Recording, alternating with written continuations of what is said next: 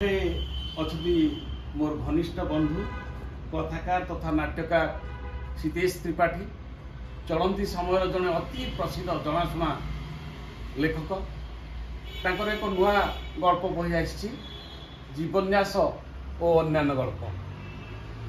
जीवन्यास एक चर्चित गल्प क्यों पृष्ठभूमि रे से गल्पटी रचित होईची ता आज सीतेश बाबू पाखर शुणा।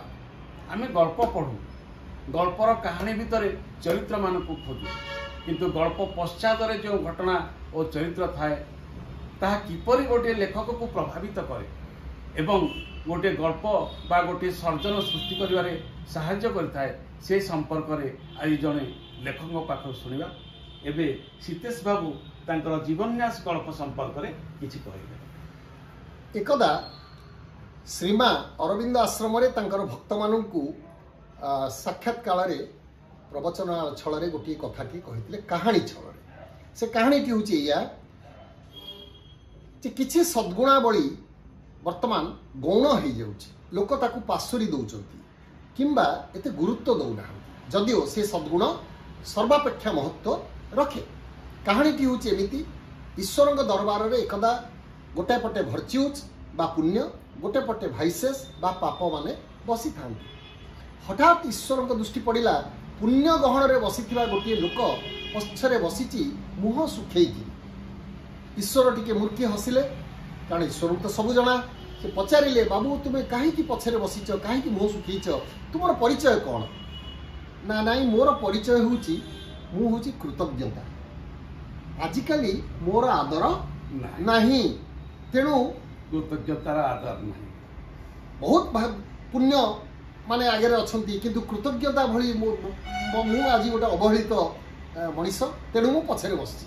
ईश्वर कहले तमें सभा आगु को आस ताकू सभा सर्वाग्रे आसन दे कहले जेते जहा पुण्य सर्वोपरि कृतज्ञता होची सबुठारु बड़ पुण्य।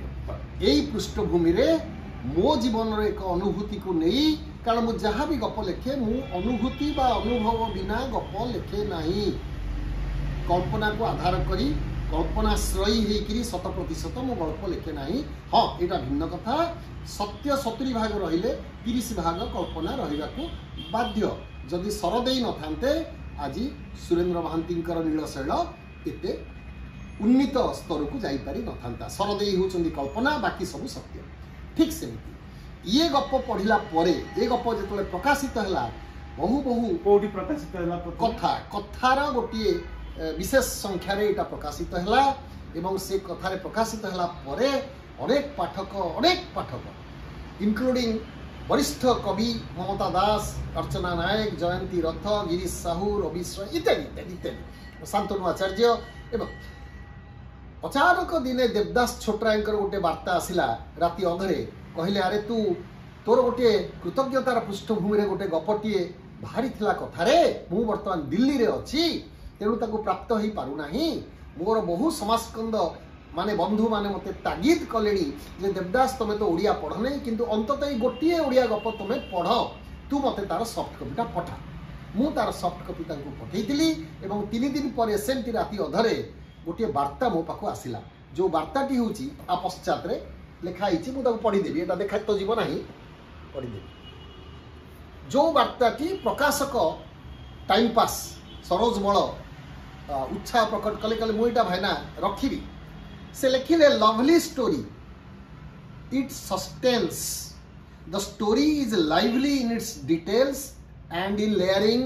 तापर मते फोन कले कहले बहुत तो ओडिया गल्प मु आदौ पढ़े ना प्राय सीतेश मो पाखे समय न थाए ये गपटी मु आरंभ कली शेष कली एवं आपर मु आग्रह रखिबी तुमर प्रत्येकटी गप मु पढ़िबा पई कारण तुमर जेतोटी मु पढ़ी सेतिटी मते मंत्रमुग्ध करिछि। मोर मन अच्छी यही गप उपर शांतनु आचार्य कही ए लेखकर कौनसी गोटे गल्प पाई मु जेकोसी बड़ पुरस्कार दे दे पारे। शांतनु आचार्य यहाँ कही पद्मजपाल कहले एबे खूब कम गाल्पिक कहीपे 10% भल गप लिखुंट तुम्हें से मध्य जड़े एवं तुम्हें मोर प्रिय गाल्पिक। रामचंद्र बेहेरा कहले बैंक पुणी स्टेट बैंक रे चाकरी करी तुम्हें जे एडे सुंदर गप लिखिच ओडिया गल्प जगत तुम कलम पाखे कृतज्ञ रहिबो इत्यादि इत्यादि कथा। तेणु ये गपर पृष्ठभूमि होची कृतज्ञता। कृतज्ञता केमिति लोक पासोरी जाउचंती, कृतज्ञता केमिति पुण्यर सर्वाग्रे अथच अवहेलित आजिका दिन रे सेई पृष्ठभूमि रे गप चेतना। ये गप पढ़िला परे सुदूर डेनमार्क रु गोटे कन्या फोन करी मते कहिले ये गप पढ़िली तो तुरंत मु इंडिया फेरिया पे टिकेट कली। मोर मने पड़ी गले ओडिशार निवृत्त परिपुल्ल रे रहुतिबा मोर अजा आई मोर बापा मां का देहांत परे मु जहा पाखे बढ़ी जहा पाई मु आज विदेश रे अथच मु तांकु पासोरी देइछि कि ये गप पढ़िला परे मु तुरंत टिकेट कली। सार ये जो गप को रखिबे से गपर ना ये जीवन्यास शीर्षक रे रखिबे। धन्यवाद। धन्यवाद सीतेश बाबू। समकाल गोटे बहु बड़ संवाद मेसेज ये गल्प रही। आम माटी ठारू माँ ठारू परिवार ठारू परंपरा ठारू दूरे जावानी प्रगतिर स्रोतरे आगक जीवा किंतु परंपरा को आगक नहीं जीवा। कृतज्ञता आम समय कथा कहे एवं मु अभिनंदन जनइबी सीतेश बाबू को जे जीवन्यास परि गोटे गल्प लिखिंट एवं भविष्य में आहरी चमत्कार उपादेय गप देखिए। अभिनंदन और धन्यवाद। धन्यवाद। धन्यवाद।